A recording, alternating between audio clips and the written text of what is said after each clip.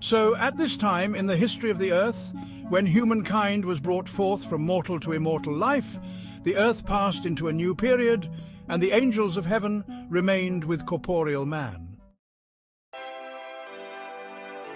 But they were not in the semblance of mortals, but as spirits, and by virtue of their presence strove to make man and woman wise and upright.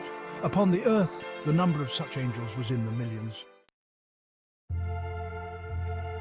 However, the resurrection of their heirs and their descendants that come up out of the earth was not such an easy matter. It was not always steady progress, devoid of mishaps and woeful darkness. The angels under them at times would become rebellious and defiant, disregarding the laws and decrees, and would desert the higher heavenly places and go down to the earth in millions and hundreds of millions. And they would then drive away the guardian angels and then assume guardianship themselves over mortals. But they would develop no righteousness under the sun, but would inspire mortals to war and destruction. And these angels would themselves take to war and evil on every hand within the places of the lower heavens. They would make weapons of war and places of torment in the lower heavens of the earth. They were able to make suffocating places in the lower heavens where they could take an enemy and cast them in like a prison. And mortals who were slain in war would be born in spirit in chaos on the battlefields, and in chaos would such spirits enter the unseen worlds. They did not know that they were dead as to earth life, but would still keep fighting right and left. The higher angels, nevertheless, had to strive to keep humankind on a strong moral and spiritual path that would enable them to enter the afterlife in a decent state, to which end they were to become co-workers with one another in system and in order. To establish an organic body and known as the highest heaven of the earth or paradise in the old Persian tongue. These heavens travel with the earth as it goes through the Etherean firmament.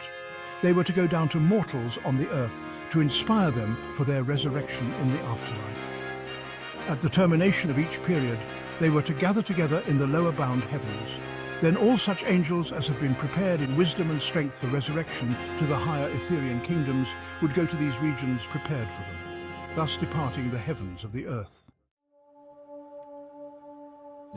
Those who were appointed as guardians over mortals were called ashars, and such that were appointed to receive the spirits of the dead into heaven were called asafs.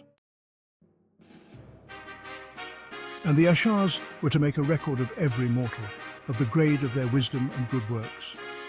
When a mortal dies and his spirit is delivered to the asafs, the record shall be delivered with him, and the asaph, receiving, shall deliver such spirit with the record into such place in these heavens as is adapted to its grade, where it shall be put to labour and to learning. As they would thus become organic in heaven, with rulers and teachers and physicians, and with capitals and cities and provinces, and with hospitals and nurseries and schools and factories, even so should they ultimately inspire humans on the earth to the same. And there was a holy council appointed within this heavenly place, which would consist of the wisest and highest angels. The Holy Council enabled concert of action for facilitating the resurrection of angels and mortals. There would also be allotted from amongst the angels, officers and messengers and workers. They were numbered and apportioned to places to work. The Holy Council shall have dominion from 200 years to 1,000 or more years, but never more than 3,000 years, after which time it would be disbanded and a new council selected from amongst those of higher strength, purity and wisdom. The place was called Hored because it was the first kingdom in the heavens of the earth, and Hored was situated over and above the mountains of Aotan, of that country hereinafter called the continent of Atlantis.